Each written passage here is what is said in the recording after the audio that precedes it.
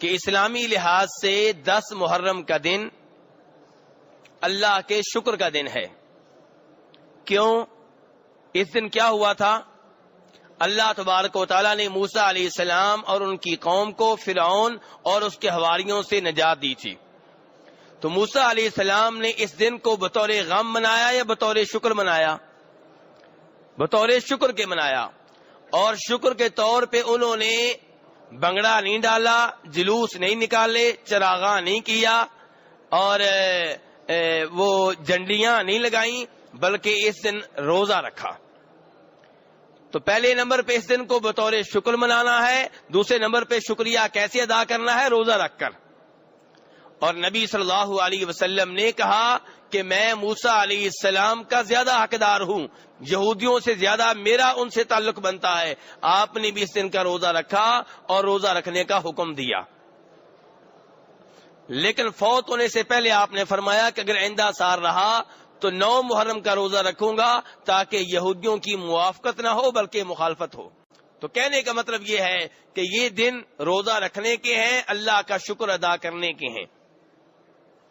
لیکن مسلمان معاشروں میں، مسلمان ممالک میں اس دن کو غم کا دن بنا دیا گیا اور روزے رکھنے کی بجائے سبیلیں لگا دی گئیں، شربت تقسیم کیا جاتا ہے تاکہ لوگ روزہ نہ رکھیں. حسین رضی اللہ عنہ کے نانا یہ دن ہمیں بطور روزہ کے دن دے کر گئے اور اس روزے کے اتنے فضائل بیان کیے کہ فرمایا جو اس دن کا روزہ رکھے گا مجھے امید ہے کہ اللہ تبارک و تعالیٰ اس کے 1 سال کے گناہ معاف فرما دیں گے. یہ دین ہے جناب حسین کا اور جناب حسین کے نانا کا. لیکن جو جناب حسین کا نام استعمال کرتے ہیں، ان سے محبت کا دعویٰ تو کرتے ہیں لیکن ان کی سیرت پہ نہیں چلتے. انہوں نے اس دن کی حیثیت کو تبدیل کر دیا، اس دن کو غم کا دن بنا دیا، اس دن کو بین کرنے کا دن بنا دیا، ماتم کرنے کا دن بنا دیا اور اس دن سبیلیں لگائی گئیں، شربت تقسیم کیا گیا تاکہ لوگ روزہ نہ رکھیں.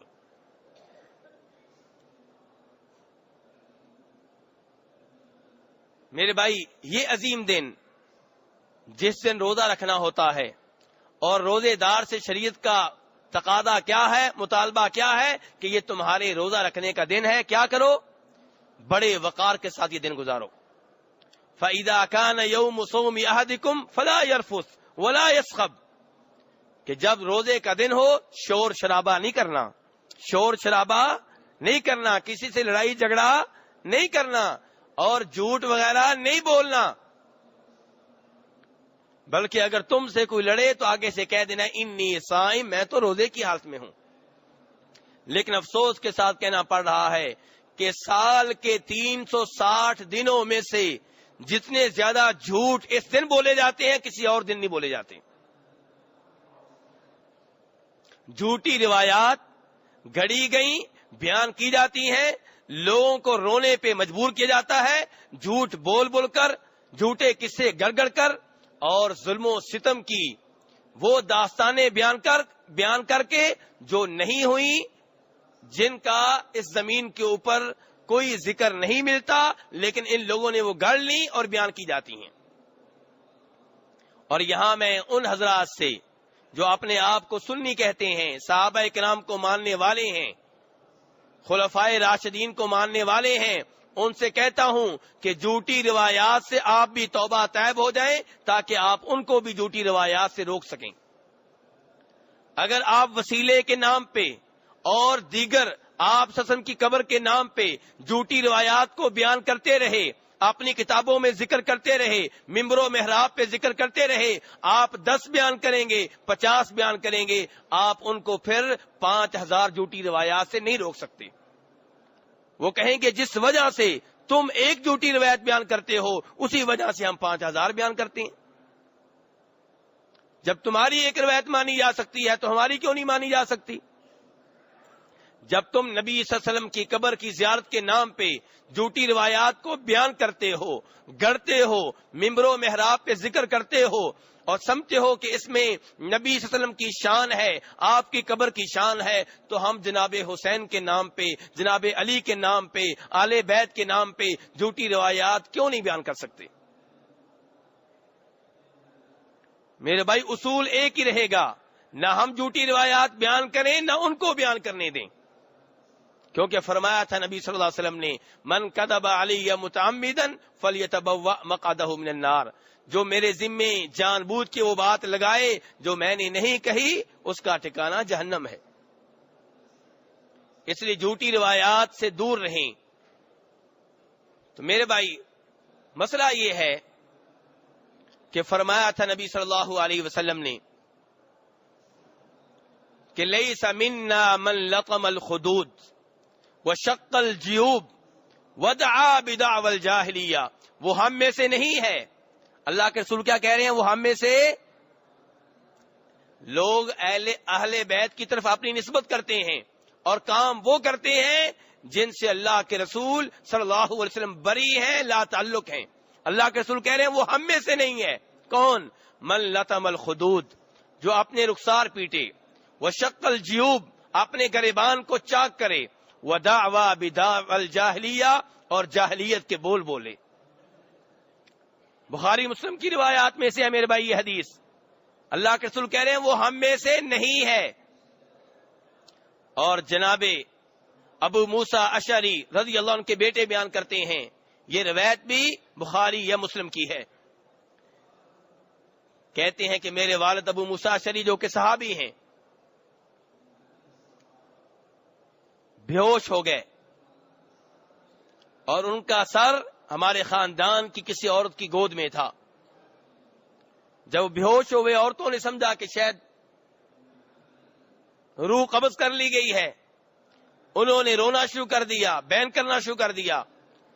ابو موسیٰ اشعری رضی اللہ عنہ کو جب ہوش آیا تو فرمایا جو بین کرے، جو اس طرح کی حرکتیں کرے، میں اس سے لا تعلق ہوں، اس سے بری ہوں، کیونکہ فرمایا تھا میرے نبی صلی اللہ علیہ وسلم نے کہ میں بری ہوں، انا بریء من السالقہ والحالقہ والشاقہ۔ فرمایا تھا رسول اکرم صلی اللہ علیہ وسلم نے کہ میں لا تعلق ہوں اس عورت سے، میرا اس عورت سے کوئی تعلق نہیں ہے جو مصیبت کے وقت آوازیں بلند کرے، والشاقہ، جو مصیبت کے وقت اپنے کپڑے پھاڑ ڈالے، والحالقہ، جو مصیبت کے وقت اپنے بال مونڈ ڈالے، میرا اس سے کوئی تعلق نہیں ہے۔ اور تیسری حدیث میں فرماتے ہیں نبی صلی اللہ علیہ وسلم کہ بین کرنے والی، نوحہ کرنے والی عورت اگر موت سے پہلے توبہ نہ کرے تو قیامت کے روز اس حال میں اٹھایا جائے گا کہ اس کے اوپر خارش کا کرتا ہوگا جس سے اسے خارش ہو رہی ہوگی۔ ہم دنیا کی خارش برداشت نہیں کر سکتے، اور یہ کرتا ہوگا، عذاب کی شکل میں ہوگا۔ عذاب کیا؟ خارش کی شکل میں۔ تو میرے بھائی دین اسلام بین کرنے سے، نوحہ کرنے سے روکتا ہے، رخسار پیٹنے سے روکتا ہے، مصیبت کے وقت آوازیں بلند کرنے سے روکتا ہے، مصیبت کے وقت اپنے گریبان پھاڑنے سے روکتا ہے، رخسار پیٹنے سے روکتا ہے۔ مصیبت آئے تو کیا کریں؟ مصیبت آئے تو کیا کریں؟ قرآن پاک نے بیان کیا ہے، وَبَشِّرِ الصَّابِرِينَ، ان صبر کرنے والوں کو خوشخبری دے دیں، الَّذِينَ إِذَا أَصَابَتْهُمْ مُصِيبَةٌ، جن کے اوپر جب کبھی کوئی مصیبت آئے تو قالوا، کیا کہتے ہیں؟ انا للہ و انا الیہ راجعون، کہ ہم اللہ کی ملکیت ہیں اور اللہ ہی کی طرف جانا ہے۔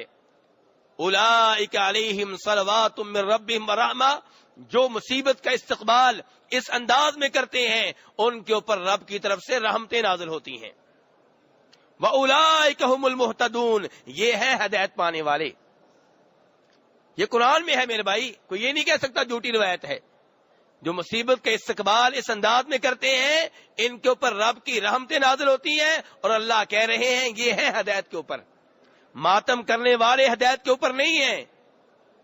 کئی لوگ کہتے ہیں ہمیں سمجھ نہیں آتی کس کو مانیں، ماتم کرنے والوں کو مانیں، ان کے ساتھ ملیں یا ان کے ساتھ ملیں؟ اللہ بتا رہا ہے کہ ان کے ساتھ ملنا ہے، کہ جو مصیبت کا استقبال باوقار انداز میں کرتے ہیں، انا للہ و انا الیہ راجعون پڑھتے ہیں، فرمایا ان کے اوپر رب کی رحمتیں نازل ہوتی ہیں، یہ ہے ہدایت کے اوپر۔ اور میرے بھائی، جب نبی صلی اللہ علیہ وسلم کے صاحبزادے جناب ابراہیم فوت ہوئے، نبی صلی اللہ علیہ وسلم نے انہیں اپنی گود میں اٹھایا ہوا تھا، آنکھوں سے آنسو رواں دواں تھے۔ کہنے والوں نے کہا اللہ کے رسول آپ بھی رو رہے ہیں، آپ کی آنکھوں سے آنسو نکل رہے ہیں؟ تو فرمایا تھا نبی صلی اللہ علیہ وسلم نے کہ یہ رب کی رحمت ہے، یہ رب کی رحمت ہے جو رب نے ہمارے دلوں میں رکھی ہوئی ہے۔ بیٹا فوت ہو رہا ہے اس لیے آپ رو رہے تھے، لیکن منہ سے آوازیں نہیں نکالی، گریبان نہیں پھاڑا، رخسار نہیں پیٹا، یہ نہیں کہا کہ یا اللہ پہلے بھی بیٹے تو نے لے لیے، یہ تو آخری بیٹا تھا وہ بھی لے رہا ہے، میری تو نسل نہیں رہے گی، میرا وارث کون بنے گا، لوگ مجھے کیا کہیں گے، لوگ تانے دیں گے، لوگ تو پہلے ہی باتیں کرتے ہیں۔ ایسی کوئی بات نہیں کہی، بلکہ یہ کہا ابراہیم تیری جدائی کا غم ہے، ابراہیم تیری جدائی کا غم ہے، لیکن میرے منہ سے کوئی ایسا کلمہ نہیں نکلے گا جس سے رب ناراض ہو جائے۔ بخاری مسلم کی روایات ہیں میرے بھائی، اللہ کے رسول کہہ رہے ہیں ابراہیم تیری جدائی کا غم ہے، لیکن اللہ کی قسم میرے منہ سے کوئی ایسا لفظ نہیں نکلے گا، کوئی ایسا کلمہ نہیں نکلے گا جس سے رب ناراض ہو جائے۔ آنکھوں سے آنسو نکلنا اور چیز ہے، منہ سے وویلا کرنا، بین کرنا، گریبان پھاڑنا، رخسار پیٹنا، بال نوچنا، یہ اور چیز ہے۔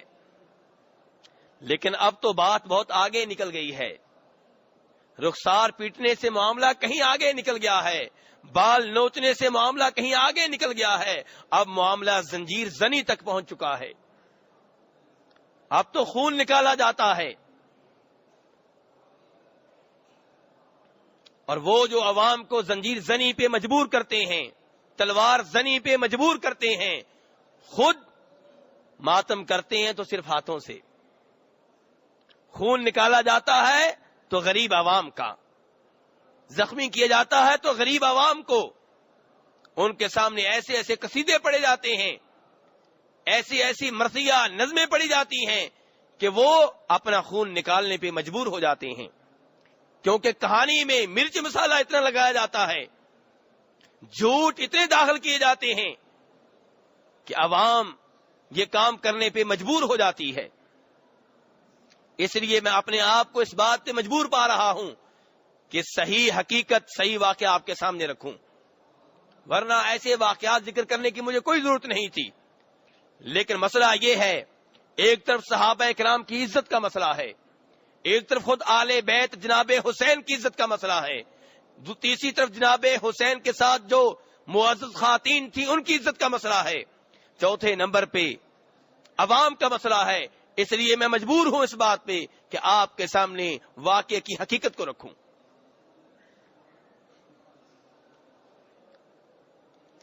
میرے بھائی، جب جناب عثمان رضی اللہ عنہ شہید ہوئے تو جناب علی رضی اللہ عنہ کو اقتدار سنبھالنے پہ مجبور کر دیا گیا، وہ اقتدار کے خواہش مند نہیں تھے۔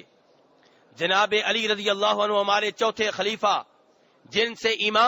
جن سے محبت ایمان کی نشانی ہے، اور ہم الحمدللہ دل کی گہرائیوں سے ان سے محبت کرتے ہیں۔ اللہ تبارک و تعالیٰ سے دعا ہے کہ جب ہمیں موت آئے تو ہمارے دل میں آل بیت کی، جناب علی کی، جناب حسین کی، جناب حسن کی، جناب فاطمہ کی محبت ہو رضی اللہ تعالی عنہم۔ تو کہنے کا مطلب یہ ہے کہ جناب حسین اقتدار کے خواہش مند نہیں تھے، معذرت کے ساتھ جناب علی اقتدار کے خواہش مند نہیں تھے۔ جناب علی کا تعلق جناب عثمان سے مثالی تھا، جناب فاروق سے مثالی تھا، جناب صدیق سے مثالی تھا۔ جب جناب عمر فاروق فوت ہوئے ہیں، مسلم شریف کی روایت ہے، بیان کرنے والے جناب عبداللہ ابن عباس ہیں جن کا خود تعلق آل بیت سے ہے۔ یہ ان کو آل بیت میں سے نہیں مانتے، لیکن ہم مانتے ہیں۔ یہ آپ کی بیویوں کو آل بیت سے نہیں مانتے، ہم مانتے ہیں۔ الحمدللہ ہمارا دل کھلا ہے، صحابہ کرام کو بھی مانتے ہیں، اور آل بیت میں سے آپ کی بیویوں کو بھی مانتے ہیں، آپ کی اولاد کو بھی مانتے ہیں، آپ کے مسلمان چچاؤں اور ان کی اولاد کو بھی مانتے ہیں۔ تو جناب عبداللہ ابن عباس رضی اللہ عنہما کہتے ہیں کہ جناب عمر فاروق کی میت رکھی ہوئی تھی، ان کا جنازہ رکھا ہوا تھا، لوگ آ کے انہیں دیکھ رہے تھے، دعائیں دے رہے تھے۔ عبداللہ ابن عباس کہتے ہیں اچانک ایک آدمی نے میرے کندھے پہ آ کے ہاتھ رکھا، میں نے مڑ کے دیکھا تو جناب علی تھے اور کہہ رہے تھے کہ عمر، مجھے یقین تھا کہ تمہیں اپنے دو ساتھیوں کا ساتھ نصیب ہوگا، یعنی کہ اللہ کے رسول صلی اللہ علیہ وسلم اور جناب ابو بکر کا۔ کیونکہ میں نے اللہ کے رسول صلی اللہ علیہ وسلم سے کئی بار سنا ہے کہ وہ تم دونوں کا ذکر خیر ایک ساتھ کیا کرتے تھے، کہا کرتے تھے میں ابو بکر اور عمر گئے، میں ابو بکر عمر آئے، میں ابو بکر عمر فلاں جگہ سے نکلے، میں ابو بکر عمر فلاں جگہ پہ داخل ہوئے۔ یہ گواہی کون دے رہے ہیں؟ گواہی کون دے رہے ہیں؟ جناب علی گواہی دے رہے ہیں کہ اللہ کے رسول ایسے کہا کرتے تھے۔ کہنے والے اللہ کے رسول ہیں، لیکن گواہی کون دے رہا ہے؟ جناب علی۔ اور جناب علی نے یہ الفاظ کہے ہیں، گواہی کون دے رہا ہے؟ آل بیت میں سے جناب عبداللہ ابن عباس رضی اللہ عنہما۔ اور پھر کہنے لگے جناب علی رضی اللہ عنہ اسی مقام پہ وہیں پہ کھڑے ہو کر کہ عمر، آج تیرے بعد کوئی ایسا آدمی نہیں رہا جس کو دیکھ کے میں کہوں کہ کاش میرے نیک اعمال بھی اس کی طرح ہوتے۔ اے عمر، تو ہی تھا جس کو دیکھ کے میں سوچا کرتا تھا کہ کاش میرے نیک اعمال بھی اس کی طرح ہوتے۔ تیرے بعد اب کوئی ایسا نہیں رہا۔